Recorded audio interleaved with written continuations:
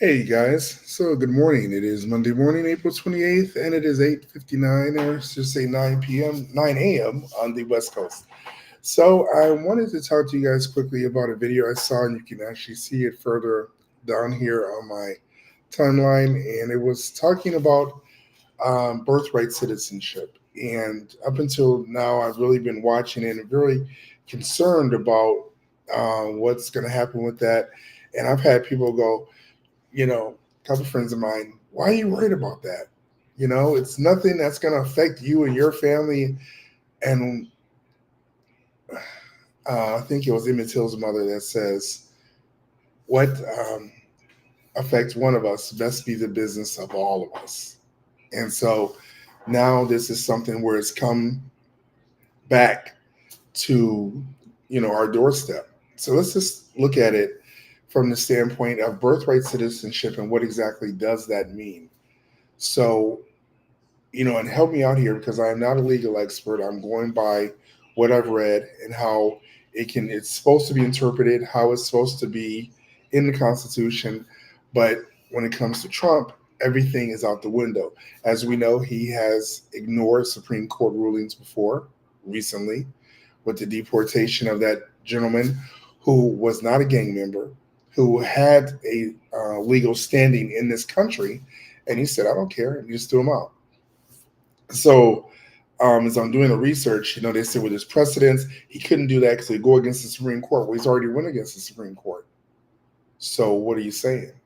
So, I think the whole standpoint is the birthright citizenship basically says that a person who if it's overturned, if a person who was granted citizenship because their parents were citizens or they're born in this country, but their parents are citizens or got citizenships and were naturalized citizens, can still be deported. So help me on this one, you guys.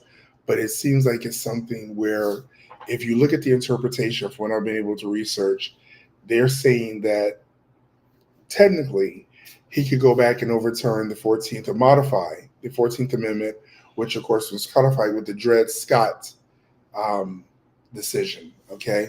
And that's basically saying that Africans who were brought here from Africa were not considered citizens. So technically, if birthright citizenship is overturned, people who are of black ancestry could also be deported. People go, oh my God, that would never happen. Well, we never thought they'd be snatching professors and everything off the street either, but they are. So that's already being done. Trump has already targeted federal judges and said he arrested one judge in Minnesota for, I guess, giving different legal advice to one of the immigrants. She's been arrested. He's told another judge they should be removed or impeached. So he won't. If you think he won't come after regular citizens, and he's already coming after federal judges, he's already fired generals. Oh, you think that they won't deport you if you are somebody who is going against the Trump's ideological thinking? Somebody who's actually doing stuff like this, who's actually spreading information in the news and asking for public thought and discourse? You think? Then you become complicit, you become silent, just like they did in Germany when they said, well, I'm not the one that's burning them in the camps. I'm just a citizen of the country. But you're not standing up and making a difference and speaking out and demanding change. So you are complicit in what's happening in that crime. You are. So I just want you to do your own due diligence, research it for yourself, and I don't know what it's going to take because I know, most people say, write a letter to your congressman or call your congressman.